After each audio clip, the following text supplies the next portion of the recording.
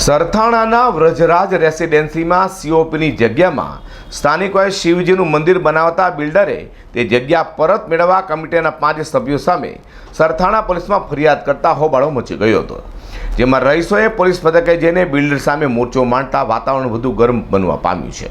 સુરતના સરથાણા ખાતે આવેલા વ્રજરાજ કન્સલ્ટન્સી નામથી બાંધકામ સાઇટ ચલાવતા બિલ્ડરોએ 5 વર્ષ પહેલા સરથાણા 4 રસ્તા પાસે આ સોસાયટીનું આયોજન કર્યું હતું।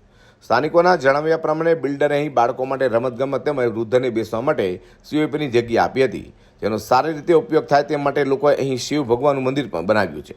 તો બીજી તરફ છેલ્લા ઘણા સમયથી બિલ્ડર આ વધારાની જગ્યા પરત મેળવીને ત્યાં વધુ એક બિલ્ડિંગ બનાવવાની તજવીજ કરતો હોવાના રહીશોના આક્ષેપ છે। આ માટે બિલ્ડરે મંદિર કમિટીના 5 સભ્યોની સામે સરથાણા પોલીસમાં ફરિયાદ કરીને સીઓપીની જગ્યામાં પચાવી પાડી હોવાનું જણાવ્યું છે, જેથી પોલીસે કમિટીના સભ્યોને નિવેદન આપવા બોલાવતા સોસાયટીમાં ચર્ચાનો વિષય બન્યો હતો। ત્યાં સોમવારે સોસાયટીની 100 મહિલાઓ તેમજ 100 પુરુષો અને બાળકોએ ભેગા થઈને સરથાણા પોલીસમાં દેખાવ કર્યો હતો અને બિલ્ડર સામે કાર્યવાહી કરવાની માંગ સાથે ભારે હોબાળો મચાવ્યો છે। નંદલાલ ગિરિદાસભાઈ ગજેરા, A4 બિલ્ડિંગમાં રહું છું હું। સમસ્યામાં મહાદેવનું મંદિર બધા સોસાયટીના સભ્યોએ મળીને બનાવવાનું ચાલુ કર્યું છે, તો અમુક સભ્યો ઉપર બિલ્ડર તરફથી એસોસિએટ તરફથી પોલીસ સ્ટેશનમાં અરજી કરી છે। એ સમસ્યા છે। અરજીમાં શું લખાણ કરવામાં આવ્યું છે ને શા માટે અરજી કરી? અરજીમાં લખાણ કર્યું છે તો પોલીસ સ્ટેશને એ લોકો જશે ત્યારે જ ખબર પડશે। સોસાયટીની જે તે સમયે પ્લાન જે મંજૂર થયેલ છે એમાં એનિમેશનની જગ્યા બોલે છે કે રમતગમત માટેની જગ્યા છે, બાળકોને રમતગમત માટે, સિનિયર સિટીઝનને બેસવા માટે, સોસાયટીના મનોરંજન માટેની જગ્યા છે અને એમાં સર્વસહમતિથી મહાદેવનું મંદિર બનાવેલું છે। એમાં આ લોકોએ આ 5 લોકો ઉપર અરજી કરેલ છે। મારું નામ છે જયેશભાઈ બાબુભાઈ બાલદા। હું વ્રજરાજ રેસિડેન્સીમાં 2014થી રહું છું।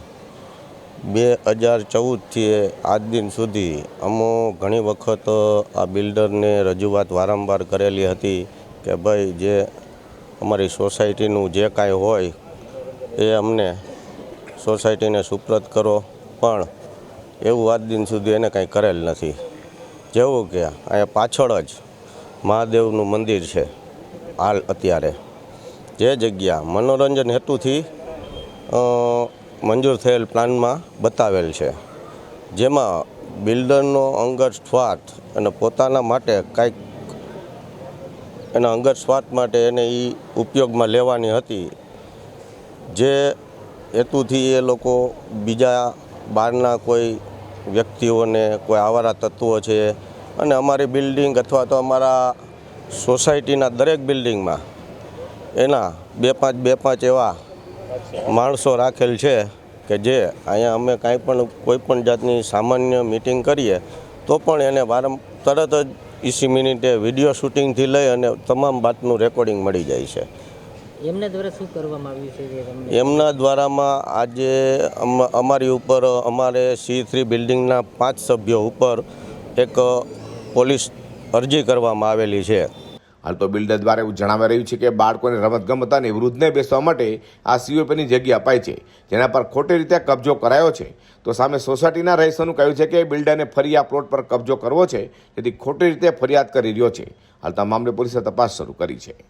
અઝર કુરશી સાથે પ્રકાશવાળા।